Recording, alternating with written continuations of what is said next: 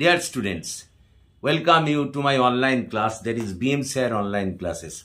দেখো, আজকে আমরা একটা গুরুত্বপূর্ণ বিষয় নিয়ে তোমাদের কাছে হাজির হয়েছি। তোমরা জানো যে এখন থার্ড সেমের পরীক্ষা চলছে। থার্ড সেমের পরীক্ষার ক্ষেত্রে সোশিওলজির আমরা সেক পেপারটির সেক A1 যাদের সিলেবাসের মধ্যে অন্তর্ভুক্ত তাদের জন্য কিন্তু আমি একটা আজকে গুরুত্বপূর্ণ লাস্ট মিনিট সাজেশন বলতে পারো নিয়ে চলে এসেছি।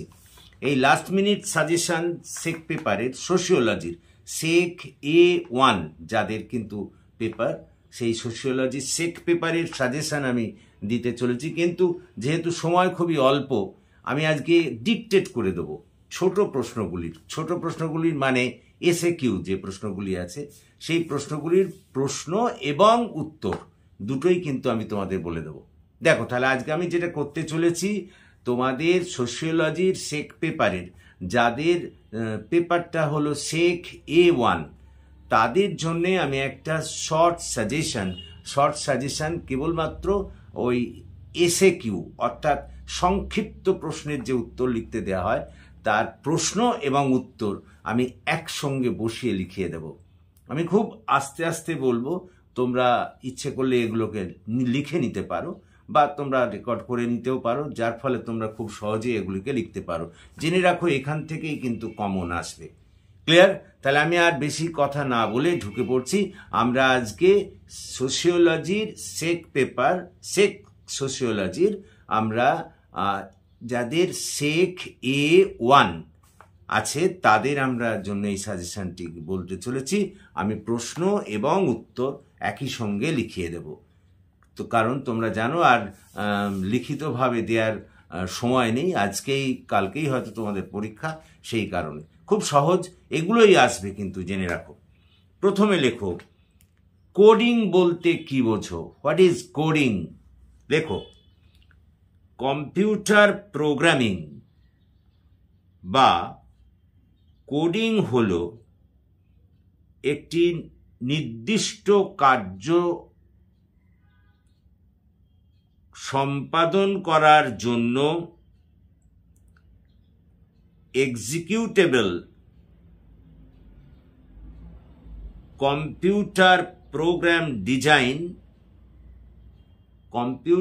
প্রোগ্রাম ডিজাইন ও বিল্ডিং এর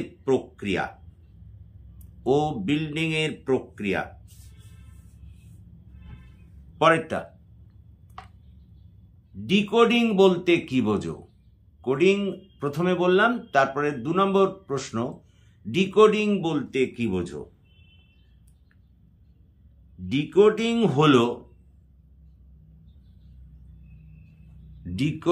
হলো কোনো সংকেতকে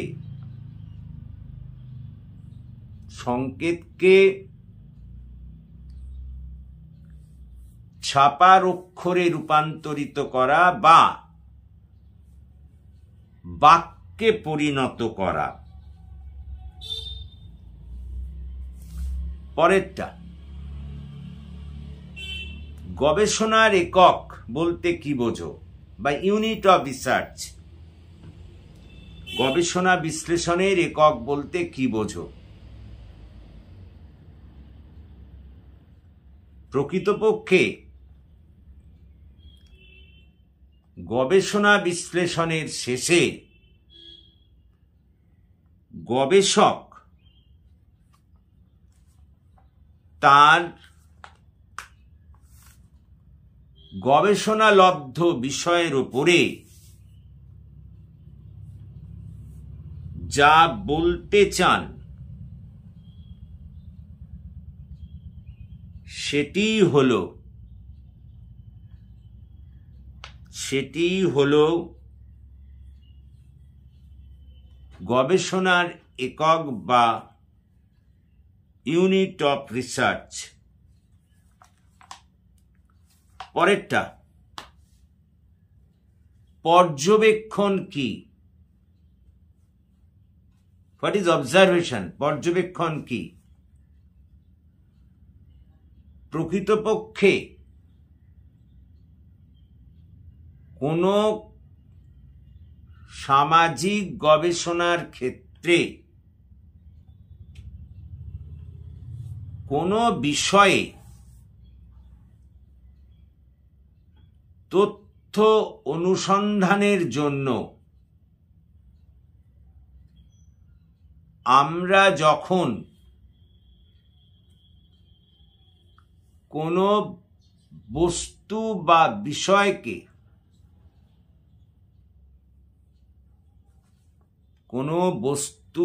বিষয়কে গুরুত্ব সহকারে দেখি বা বিশ্লেষণ করি,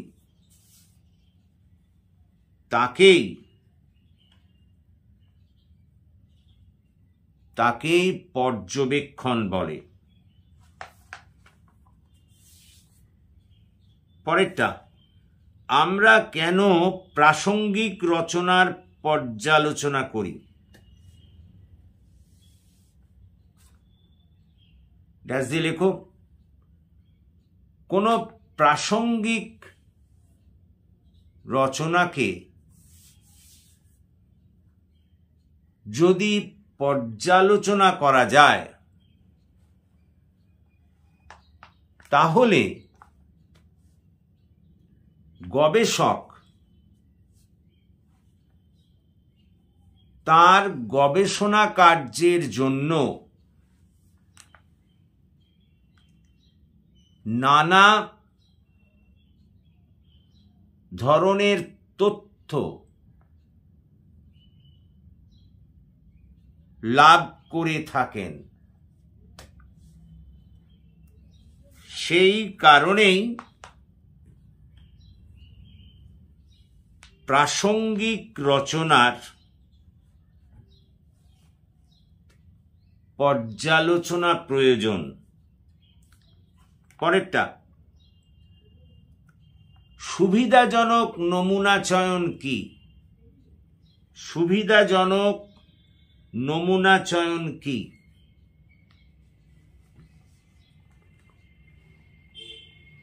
যখন কোনো গবেষক তার গবেষণা কার্যের জন্য নমুনা সংগ্রহ করেন, তখন তিনি যে নমুনা সংগ্রহ করা অপেক্ষাকৃত সহজতর এবং সুবিধাজনক সেটিকেই সংগ্রহ করেন। এটিকেই সুবিধাজনক নমুনা চয়ন বলে। পরেরটা, সাপেক্ষ প্রশ্ন কি? সাপেক্ষ প্রশ্ন কি? প্রকৃতপক্ষে কোনো একটি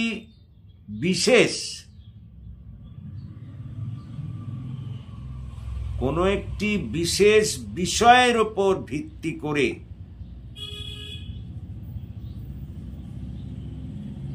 যখন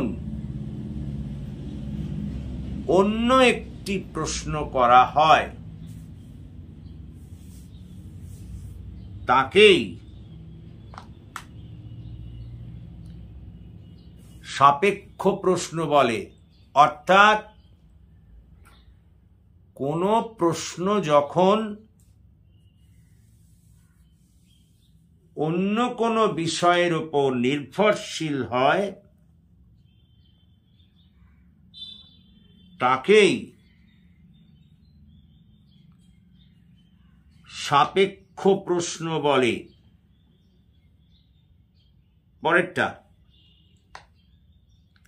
অনুসন্ধানমূলক গবেষণা কি? অনুসন্ধানমূলক গবেষণা কি? প্রকৃতপক্ষে অনুসন্ধানমূলক গবেষণা বলতে যখন কোনো বিষয়ে আমরা কার্যকারণ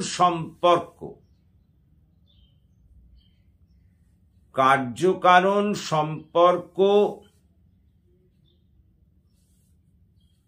নির্ধারণের জন্য অনুসন্ধান করি, তাকেই অনুসন্ধানমূলক গবেষণা বলে। অর্থাৎ এক কথায় কোনো অজ্ঞাত বিষয়ে জ্ঞান অর্জনের জন্য আমরা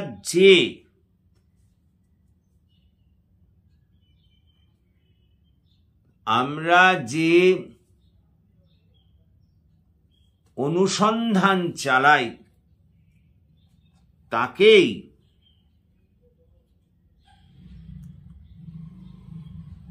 অনুসন্ধানমূলক গবেষণা বলে। পরেরটা,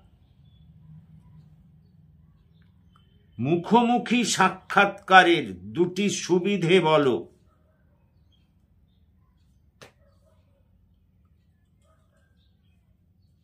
মুখোমুখি সাক্ষাৎকারের দুটি সুবিধে বলো।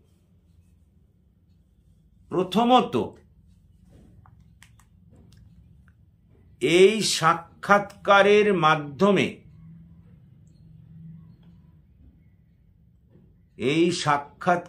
মাধ্যমে প্রশ্নকর্তা খুব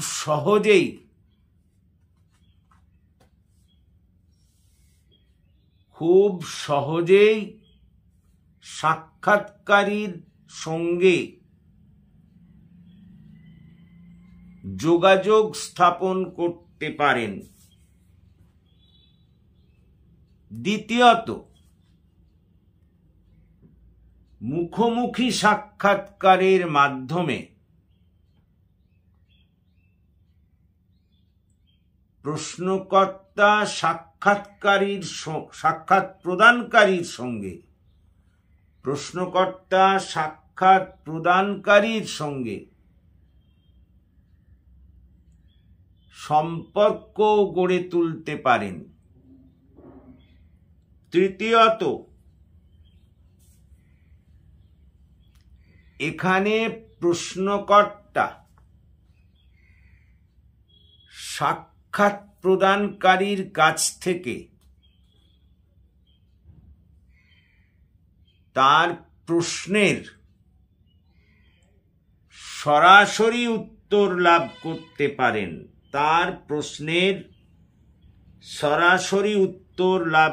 পারেন। পরেরটা, ডুইং সোশ্যাল রিসার্চ এর লেখক কে? উত্তর, থ্রিজ এল বেকার। থ্রিজ বানান THERESE, থ্রিজ ফুল স্টপ এল ফুল স্টপ বেকার BAKER। পরেরটা,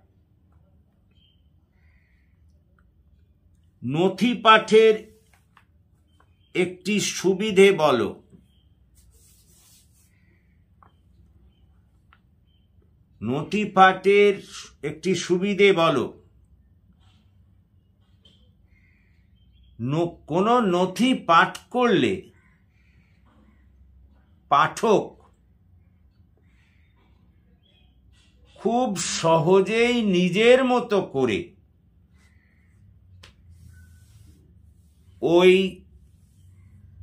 ওই নথি থেকে যথাযথ জ্ঞান অর্জন করতে পারে। তাকে অন্য কারো উপরে নির্ভর করতে হয় না, তাকে অন্য কারো উপরে নির্ভর করতে হয় না। পরের প্রশ্ন, সামাজিক গবেষণার একটি গৌণ উৎসের নাম করো। ড্যাশ দিয়ে সামাজিক গবেষণার গৌণ উৎস হিসেবে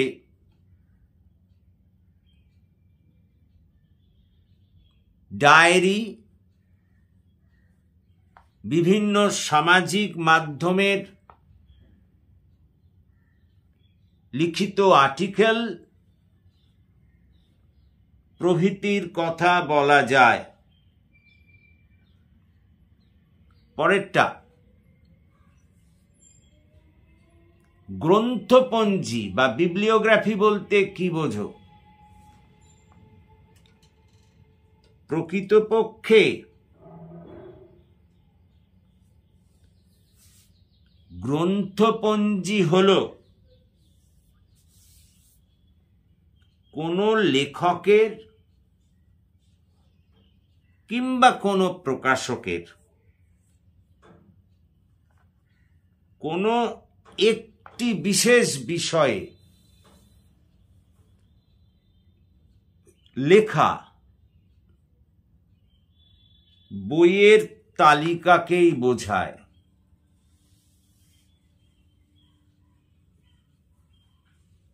পরেরটা, গবেষণার ক্ষেত্রে রেফারেন্স বলতে কি বোঝো?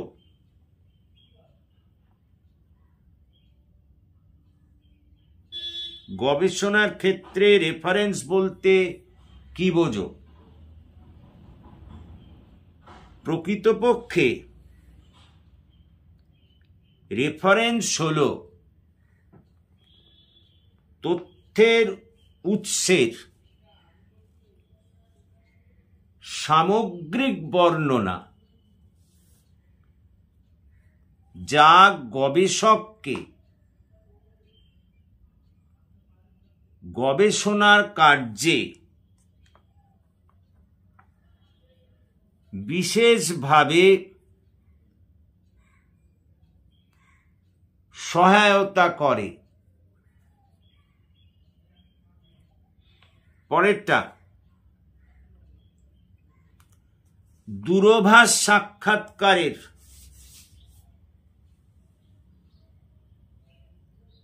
দুটি সুবিধের কথা বলো।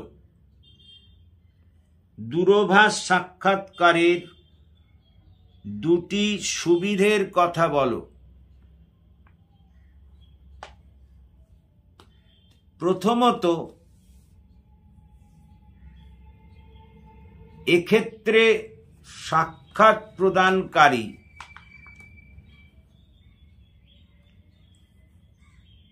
সামনাসামনি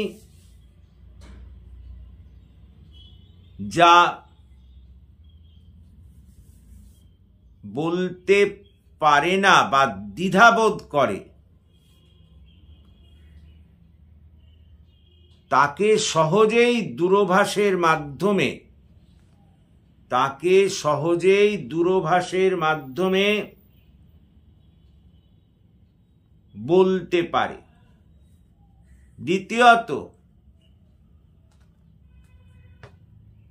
দ্বিতীয়ত এই ধরনের সাক্ষাৎকার অর্থাৎ দূরভাষ সাক্ষাৎকার অনেকটাই কম ব্যয়বহুল। সাক্ষাৎ প্রদানকারী যদি অনেক দূরে থাকেন, তাহলে সেখানে গিয়ে সাক্ষাৎকার গ্রহণ করা ব্যয়বহুল হয়ে পড়ে। কিন্তু দূরভাষ সাক্ষাৎকারের সাহায্যে খুব সহজেই ওই ব্যয় সংকোচন করা যায়। পরেরটা, স্তরীভূত নমুনায়ন কাকে বলে? স্তরীভূত নমুনায়ন কাকে বলে? প্রকৃতপক্ষে যেসব নমুনাকে সংগ্রহ করা হয় সেই নমুনাগুলিকে যখন বিভিন্ন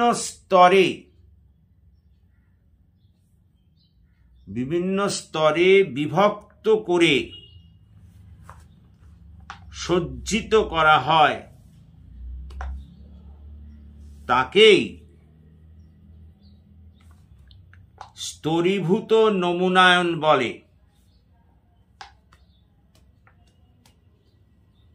পরেরটা, উত্তরপত্র লিপিবদ্ধকরণ কাকে বলে? উত্তরপত্র লিপিবদ্ধকরণ কাকে বলে? কোন প্রশ্নমালার বিভিন্ন প্রশ্নকে যখন বিভিন্ন প্রশ্নের উত্তরকে যখন সুশৃঙ্খলভাবে লিপিবদ্ধ করে রাখা হয় তাকেই উত্তরপত্র লিপিবদ্ধকরণ বলে। পরেরটা, সহায়ক গ্রন্থপঞ্জি কি?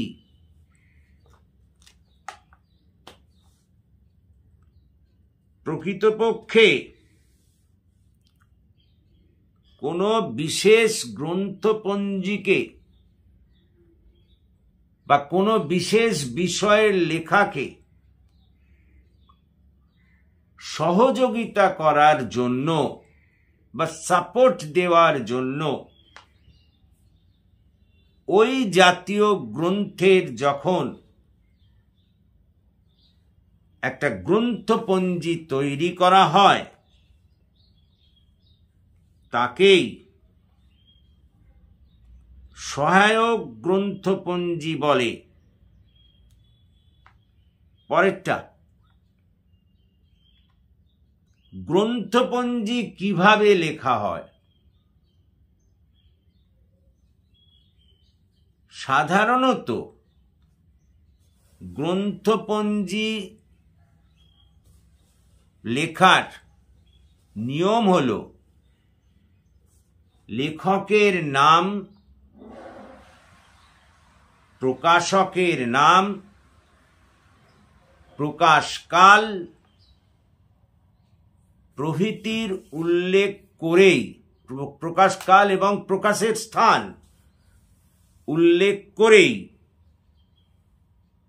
গ্রন্থপঞ্জি লেখা হয়ে থাকে। পরেরটা, সরল পক্ষপাতহীন নমুনা চয়ন কি?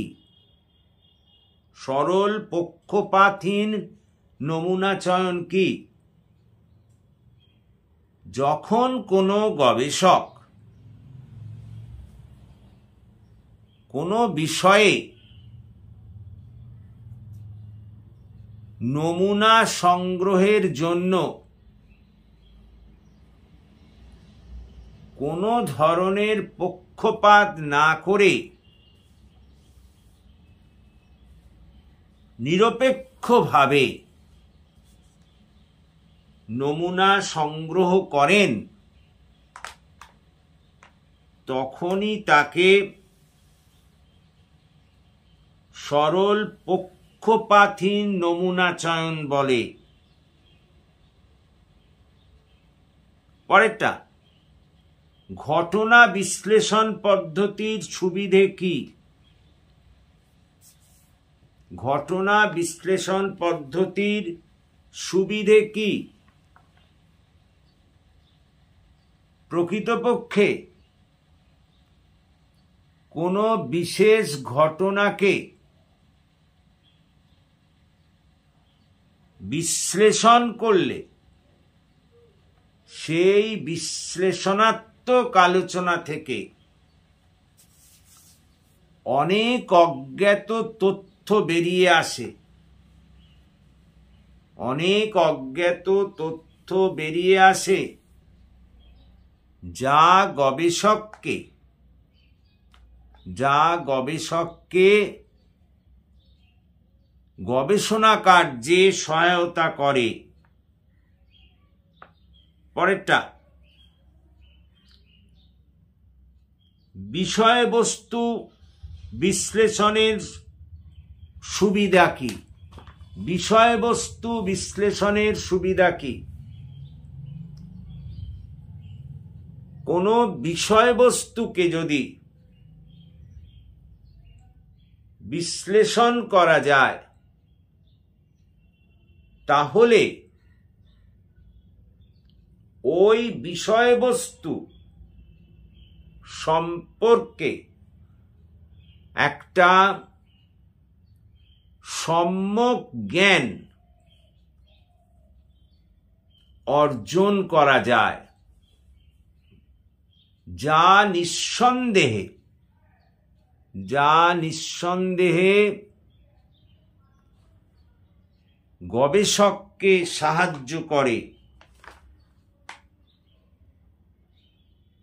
পরেরটা, গৌণ তথ্য সংগ্রহের উপায় কি? গৌণ তথ্য নানাভাবে সংগ্রহ করা যায়, যথা ডায়েরি পাঠ করে, বিভিন্ন সমাজ মাধ্যমের প্রকাশিত পুস্তক পাঠ করে এই সব তথ্য সংগ্রহ করা যেতে পারে।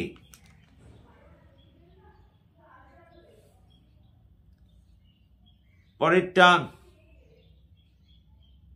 নির্দেশক কাকে বলে?